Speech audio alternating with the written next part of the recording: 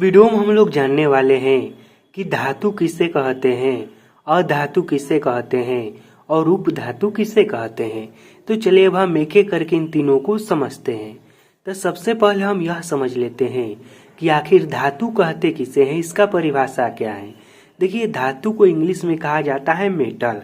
अब मेटल है क्या, तो देखिए वह तत्व, धातु क्या है, तो धातु वह तत्व है जो कठोर होता है, मजबूत होता है, आघातवर्धक होता है, तन्य होता है, चमकीला होता है और सबसे खास गुण यह कि विद्युत का सुचालक होता है, उसे धातु कहते हैं या फिर उसे हम धातु कहेंगे। देखिए जिस भी तत्व में या फिर जिस पदार्थ में यह सभी गुण लगभग रहता है उसे ही हम धातु कहेंगे। देखिए कठोर से कहने का मतलब वह आसानी से टूटेगा नहीं, मजबूत होगा, उसे दबाने पर दबेगा भी नहीं, इस तरह से मजबूत रहेगा। आघातवर्धक, आघातवर्धक से कहने का मतलब यह हुआ उसे हम कितना भी पीटेंगे ना तो वह टूटेगा फाटेगा नहीं, उसे हम पीटेंगे तो वह बढ़ता जाएगा, इस तरह से।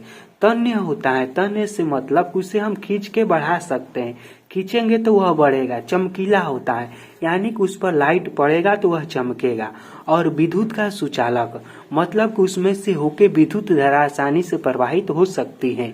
तो जिस भी पदार्थ में यह सभी गुण रहता है उसे ही हम लोग मेटल या फिर धातु कहेंगे।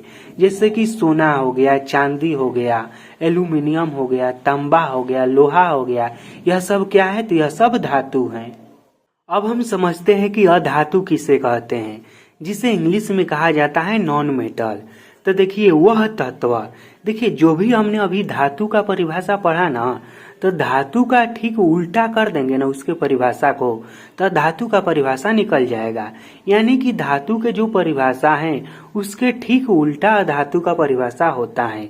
तो वह तत्व जो मुलायम होता है, और धातु कठोर होता था, तो वह तत्व जो मुलायम होता है, भंगुर होता है। भंगुर से कहने का मतलब कि जिसे हम हथौड़े से पीटेंगे तो वह चकनाचूर हो जाएगा।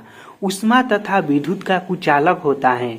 उष्मा तथा विद्युत का कुचालक से कहने का मतलब कि जिसमें उष्मा और विद्युत धारा प्रवाहित नहीं हो सकती है उसे ही हम अधातु कहेंगे। तो अधातु हम किसे कहेंगे, तो अधातु हम उस तत्व को कहेंगे जो मुलायम होता है, भंगुर होता है, उष्मा तथा विद्युत का कुचालक होता है, उसे हम अधातु कहेंगे।